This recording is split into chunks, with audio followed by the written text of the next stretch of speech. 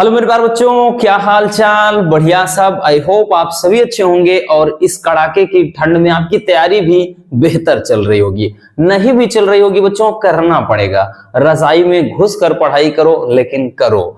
चलिए आज आपको हम बताते हैं कि महज आप एक महीने में किस तरह से एक स्ट्रेटेजी के तहत फिजिक्स की अपनी प्रिपरेशन काफी अच्छे तरीके से आप कर सकते हैं और क्या क्या अब पढ़ना चाहिए बच्चों, क्योंकि यही एक अंतिम मौका है। और ऐसे समय में अगर आपकी रणनीति ठीक नहीं रही, देन आपकी तैयारी बिल्कुल नहीं हो सकती है।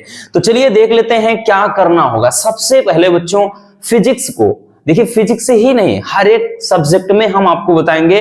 तो आपको फिजिक्स में क्या करना है, सबसे पहले आपको एक चार्ट बना लेना है।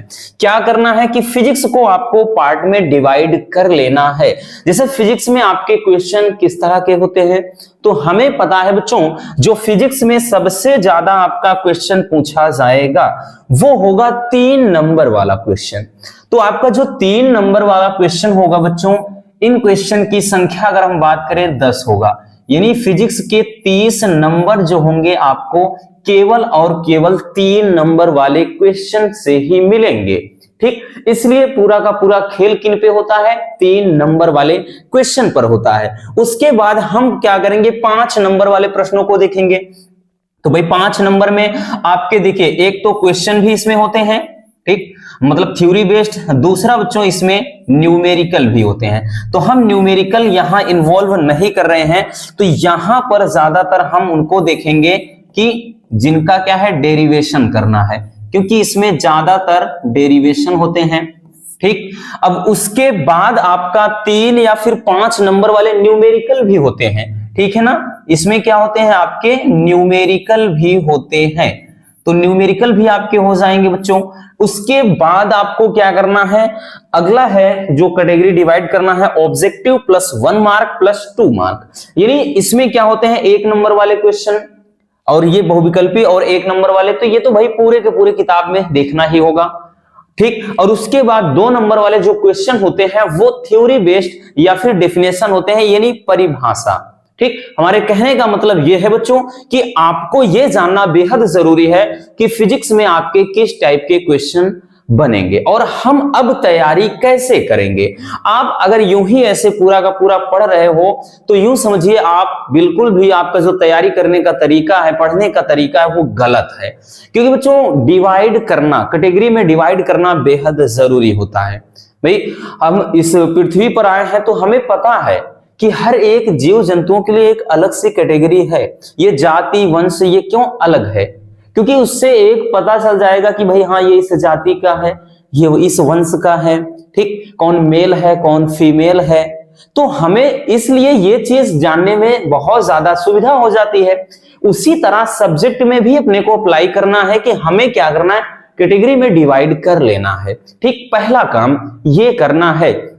तो 3 नंबर वाले, 5 नंबर वाले, 3 से 5 नंबर वाले न्यूमेरिकल और साथ में ये चीज, तो इतने तरह के आपके क्वेश्चन बनते हैं। अब हम 3 नंबर वाले क्वेश्चन जो होंगे इन पर हमारा फोकस बच्चों सबसे ज्यादा होगा, क्योंकि पूरा का पूरा जो खेल होता है वो इन्हीं पर होता है, 3 नंबर वाले क्वेश्चन पर ही। अब 3 नंबर वाले क्वेश्चन में आपके डेरिवेशन भी होते हैं और साथ ही साथ न्यूमेरिकल भी होते हैं और इसमें बच्चों आपके थ्योरी बेस्ड क्वेश्चन भी होते हैं। 3 नंबर वाले में आपके थ्योरी वाले क्वेश्चन भी बनते हैं, इस बात का ध्यान देना बच्चों।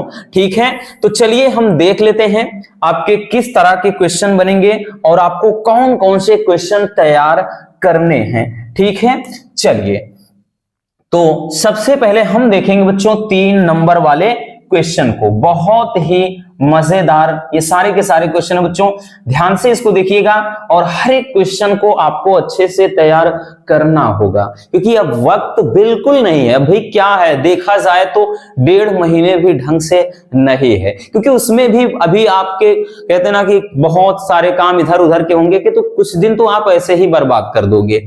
इसलिए बच्चों इस बात का ध्यान देना। इसमें पहला जो टॉपिक है कूलाम का नियम। ठीक, कूलाम का जो नियम होता है ये टॉपिक 3 नंबर वाले में। उसके बाद दूसरा है एक समान वैद्युत क्षेत्र में द्विध्रुव पर लगने वाला बलाघूर्ण, यानी जो टाउ बराबर पीई साइन थीटा होता है, ठीक, पीई साइन थीटा, ये वाला फार्मूला हो गया, ठीक है। और उसके बाद हम बात करें तो संधारित्र में संचित स्थितिज ऊर्जा U बराबर 1/2 CV स्क्वायर, ठीक, इसके बारे में बात कर रहा है। तो उसके बाद संधारित्र में ऊर्जा घनत्व, ठीक, ऊर्जा घनत्व जो होता है UE बराबर, ठीक, 1/2 एप्सिलॉन नॉट E स्क्वायर, ये चीज हो जाता है, ठीक, ऊर्जा घनत्व के लिए। तो इस तरह के आपके जो क्वेश्चन है ये तो सबके सब, ठीक है। जैसे कूलाम का नियम अगर हम बात करें तो F बराबर क्या होता है बच्चों, 1/4 पाई एप्सिलॉन नॉट, इसमें Q1 Q2 अपान R स्क्वायर, ये आपका कूलाम का नियम होता है ना। तो ये अभी तक जो देख रहे हैं सबके सब तो ये डेरिवेशन है और श्योर है पूछे जाते हैं। और उसके बाद किरचॉफ की नियम बात करें तो भाई इसमें आपके दो नियम है ना, किरचॉफ का जो प्रथम नियम भी देखना है बच्चों और साथ ही द्वितीय नियम भी, ठीक, ये हो जाता है। फिर उसके बाद है बायो सेवर्ट का नियम, ठीक, बायो सेवर्ट का नियम, ये भी काफी इंपॉर्टेंट टॉपिक है। नेक्स्ट है कि फैराडे के नियम, ठीक, फैराडे के वैद्युत चुंबकीय प्रेरण संबंधी जो नियम है वो इसमें। और नेक्स्ट है कि स्वप्रेरण तथा अन्योन प्रेरण गुणांक, this is the most important heading है बच्चों कि स्वप्रेरण या फिर अन्योन प्रेरण किसे कहते हैं, ठीक। और अगला है हाइगेंस का सिद्धांत, ठीक है, हाइगेंस का सिद्धांत। अब ये जो हाइगेंस का सिद्धांत है, हालांकि ये तो आपका थ्योरी बेस्ड है, ये भी एक प्रकार से है, ठीक है, लेकिन ज्यादातर इसमें क्या होता है कि आप डेरिवेशन में ही इसको इन्वॉल्व कर सकते हैं। तो ये टॉपिक कुछ है, इसके अलावा भी है। तो चलिए सबसे पहले आप क्या करिए, इनको स्क्रीनशॉट कर लीजिए, फिर हम देखते हैं नेक्स्ट कौन कौन से टॉपिक आपको तैयार करने होंगे।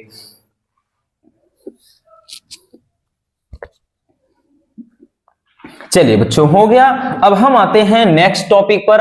तो अगला जो है, अब जो सेकंड आपके जो सेकंड फिजिक्स है बच्चों, उसमें ज्यादातर जो क्वेश्चन होते हैं थ्योरी बेस्ड। थ्योरी बेस्ड का मतलब समझ रहे हैं ना कि जिसमें बहुत ज्यादा गाथा लिखना होता है।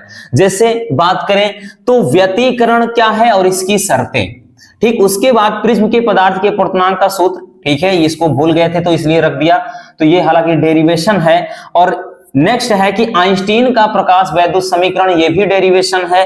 और अगला है बच्चों की रदरफोर्ड के परमाणु मॉडल व कमियां, ये काफी ज्यादा इंपॉर्टेंट है कि रदरफोर्ड का परमाणु मॉडल क्या है, ठीक है, और उसकी कमियां क्या रहेगी है, इस चीज बताना है। और नेक्स्ट टॉपिक है नाभिकीय विखंडन और साथ ही साथ नाभिकीय संलयन। 2023 में तो इसको 5 नंबर में पूछ लिया था, लेकिन बच्चों ये 5 नंबर में आता नहीं है, ठीक है, वो पूछ लिया था एक न्यूमेरिकल ऐड करके, नहीं तो ये 3 नंबर का ही टॉपिक है। और अगला है पीएन संधि डायोड। और पीएन संधि डायोड में बच्चों अगर हम बात करें तो इसमें 2 टाइप के क्वेश्चन होते हैं। एक तो होता है अग्र अभिनत पूछा जाता है, ठीक, अग्र दिशिक या अग्र अभिनत, और एक पश्च अभिनत या उत्क्रम अभिनत, इसी को कहते हैं उत्क्रम अभिनत, ठीक, इसमें से एक जरूर पूछता है, ठीक, उत्क्रम अभिनत या पश्च अभिनत, ठीक है। इस बात का ध्यान देना बच्चों, ये टॉपिक काफी ज्यादा इंपॉर्टेंट है, एक जरूर आएगा इससे, क्योंकि इस चैप्टर में काफी ज्यादा टॉपिक रिमूव किए गए हैं। लास्ट में जो है आपको अब केवल पीएन मतलब पी टाइप अर्धचालक, एन टाइप अर्धचालक देखना है, या फिर पूछता है कि पी टाइप अर्धचालक को कैसे बनाते हैं, एन टाइप अर्धचालक को, या पीएन संधि डायोड में अग्रदिशिक और पश्चदिशिक, ठीक है, ये चीज इसमें पूछा जाता है। और इसी में एक और है अर्ध तरंग दिष्टकारी, ठीक, अर्ध तरंग दिष्टकारी होता है बच्चों, और एक होता है पूर्ण तरंग दिष्टकारी, ठीक, एक अर्ध तरंग दिष्टकारी और एक होता है पूर्ण तरंग दिष्टकारी, ठीक, दिष्टकारी, ये चीज। बाकी इसमें और बहुत सारे टॉपिक थे वो हटा दिया, जैसे एलईडी, फोटोडायोड, ठीक, फोटोडायोड हो गया, और उसके अलावा सौर सेल हो गया, ये सब टॉपिक रिमूव कर दिए गए हैं। और उसके बाद न्यूक्लियर रिएक्टर इस चैप्टर से वो भी हटा दिया गया है, ठीक है। तो ये कुछ टॉपिक और भी हैं, चलिए इनको भी स्क्रीनशॉट कर लीजिए आप जल्दी से, फिर हम चलते हैं नेक्स्ट देख लेते हैं।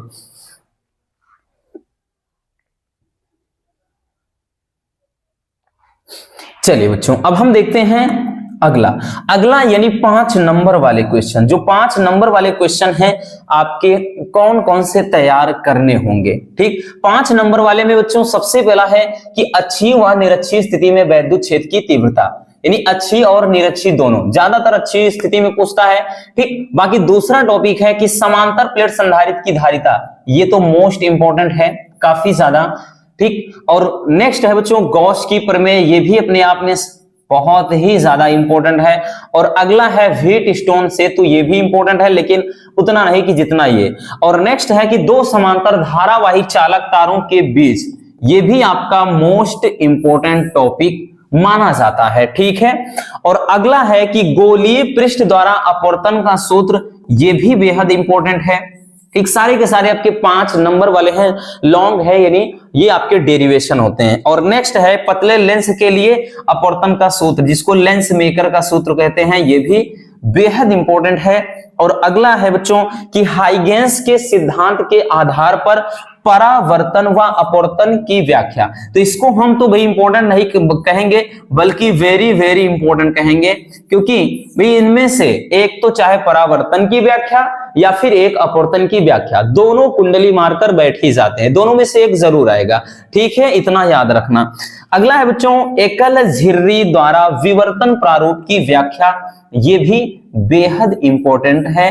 और नेक्स्ट है हाइगेंस हाइड्रोजन स्पेक्ट्रम की व्याख्या, ये भी बेहद इंपॉर्टेंट है। ठीक है, तो ये 5 नंबर वाले कुछ ऐसे टॉपिक हैं जिनको आप बिल्कुल भी मिस कर ही नहीं सकते बच्चों, आपको डेफिनेटली इनको देखना ही पड़ेगा, नहीं तो धोखा हो जाएगा आपके साथ। वैसे भी अथवा में न्यूमेरिकल होते हैं या अथवा में इन्हीं में से रहेगा, इसलिए इनका फायदा होता है। बाकी इतने ऐसे टॉपिक हैं कि भाई ये 8 से 10 जो भी हैं बच्चों, इनको तो हर हाल में तैयार करना ही होगा। बाकी हमने सबको करवा दिया है, आप प्लेलिस्ट चेक करिए बस। आप 12th फिजिक्स आप प्लेलिस्ट जब चेक करेंगे डेरिवेशन का, 12th फिजिक्स निगमन या डेरिवेशन ऐसे प्लेलिस्ट बनाया, उसमें सारे वीडियो हैं। हाँ, ये 1-2 टॉपिक को छोड़ करके बाकी सबके सब उसी में पड़े हैं। ठीक है ना, चलिए तो जल्दी से इनको स्क्रीनशॉट कर लीजिए। चलिए बच्चों हो गया। अब हम आते हैं नेक्स्ट, अगला देख लेते हैं कि 5 नंबर वाले न्यूमेरिकल्स किस में पूछे जाते हैं। ठीक है बच्चों, 3 नंबर वाले न्यूमेरिकल्स, क्योंकि 3 नंबर वाले में तो भाई अगर 10 क्वेश्चन बन रहा है तो उसमें से 3 से 4 न्यूमेरिकल दे सकता है, कभी कभार 5 न्यूमेरिकल देता है, 5 उस तरह के क्वेश्चन। लेकिन 5 नंबर वाले जो न्यूमेरिकल हैं वो सब चैप्टर से नहीं बनते हैं, कुछ ऐसे चैप्टर हैं जिनमें से उस टाइप के क्वेश्चन बनते हैं। तो उनमें सबसे पहला जो चैप्टर है वो है धारिता।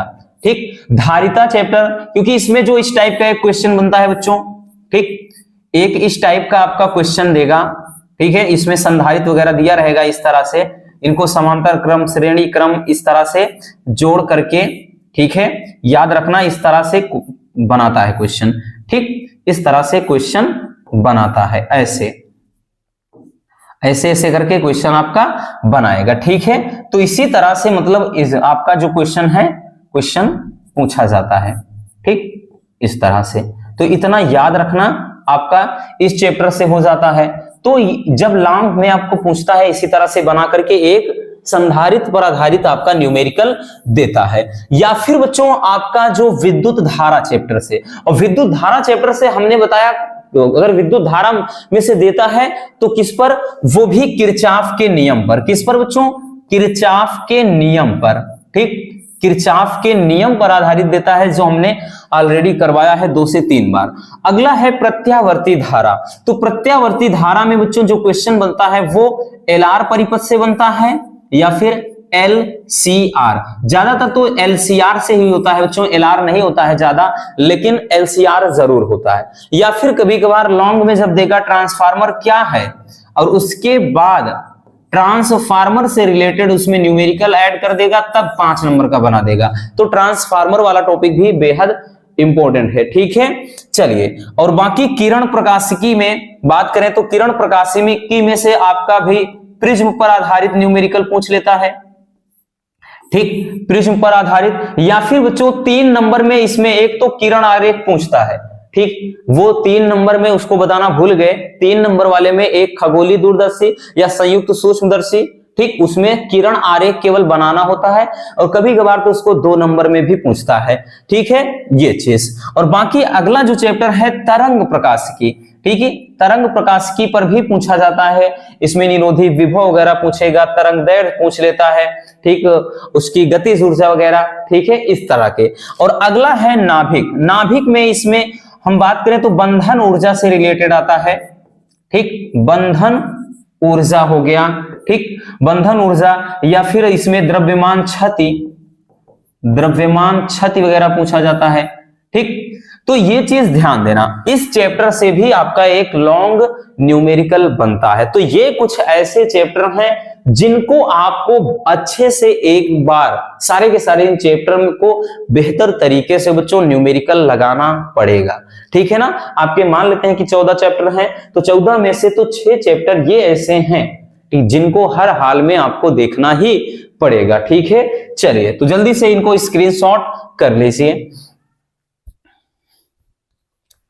चलिए हो गया। अब हम बात कर लेते हैं थोड़ा आपके 2 नंबर वाले में। तो 2 नंबर वाले जो क्वेश्चन है किस तरह से बनते हैं वो जानिए बच्चों। देखिए आपके जो 2 नंबर वाले क्वेश्चन बनते हैं, अगर हम बात करें बच्चों तो 2 नंबर वाले क्वेश्चन में आपके परिभाषा पूछी जाती है। ठीक, ज्यादातर तो परिभाषा आएगी, बाकी इसमें आपके क्या है न्यूमेरिकल भी होते हैं, ऐसा नहीं कि न्यूमेरिकल नहीं आएगा, लेकिन आपके क्या है ज्यादातर डेफिनेशन होती है। जैसे थोड़ा आपको बता देते हैं, जैसे पूछ सकता है बच्चों, जैसे अगर एक वैद्युत द्विध्रुव आघूर्ण, ठीक, वैद्युत द्विध्रुव आघूर्ण, और इसमें जब पूछेगा तो भाई परिभाषा पूछ लेगा, मात्रक पूछ लेगा, ठीक, विमा पूछ लेगा, तो ऐसे मिला करके इस तरह से मिला करके क्वेश्चन पूछता है। जैसे इसमें भाई व्यतिकरण हो गया तो डेफिनेशन अकेले, या फिर हमने बताया जैसे आपका पूछ सकता है इसमें अगर हम बात करें तो परावर्तन, ठीक, परावर्तन और अपवर्तन, परावर्तन क्या है और अपवर्तन क्या है, और परावर्तन व अपवर्तन के नियम वगैरह पूछ सकता है। ठीक है, इस तरह के। तो अगर अकेले पूछेगा तो जैसे अकेले में दे देगा तो नाभिकीय संलयन किसे कहते हैं, ऐसे नाभिकीय संलयन क्या है, ठीक, या फिर कहेगा नाभिकीय विखंडन क्या है, नाभिकीय विखंडन क्या है। तो कहने का मतलब यह है कि इसमें बच्चों आपका ज्यादातर जो क्वेश्चन होगा वो डेफिनेशन होंगे परिभाषा के आधार पर। मतलब इस तरह से जैसे कहेगा वैद्युत क्षेत्र की तीव्रता की परिभाषा मात्रक व विमा लिखिए, या फिर कहेगा बच्चों वैद्युत द्विध्रुव आघूर्ण की परिभाषा मात्रक व विमा लिखिए, या फिर कहेगा स्वप्रेरण गुणांक की परिभाषा मात्रक व विमा लिखिए, या कहेगा अन्योन प्रेरण गुणांक की मात्रक मतलब का परिभाषा मात्रक व विमा लिखिए, या फिर पूछ ले सकता है बच्चों लेंज का नियम लिखिए। ठीक, तो ज्यादातर आपके 2 नंबर वाले क्वेश्चन में इसी टाइप के क्वेश्चन बनते हैं, इतना याद रखना। ठीक है, तो इस तरह से थोड़ा आप डिवाइड करके बच्चों इन टॉपिक पर अगर ज्यादा फोकस करते हैं, डेफिनेटली आपकी महज 1 महीने में ही तैयारी बहुत ही बेहतर हो जाएगी, जो आपने विगत पूरे साल में भी नहीं किया है। इसलिए इन टॉपिक को बिल्कुल भी मिस मत करना रसगुल्लो, अच्छे से देख लीजिए ताकि आपकी तैयारी बेहतर तरीके से हो सके। तो बस आज के इस वीडियो में इतना ही। उम्मीद है ये वीडियो आपके लिए काफी ज्यादा हेल्पफुल रही होगी। अगर वीडियो पसंद आई हो तो प्यार से एक लाइक कर देना, और नए हैं तो चैनल को सब्सक्राइब जरूर कर लीजिए ताकि ऐसे मजेदार टॉपिक आप तक रेगुलर पहुंचते रहें। तो मिलते हैं किसी और शानदार टॉपिक के साथ। Love you, bye bye, take care. और हाँ, एक प्यारा सा कमेंट करना बिल्कुल मत भूलिएगा।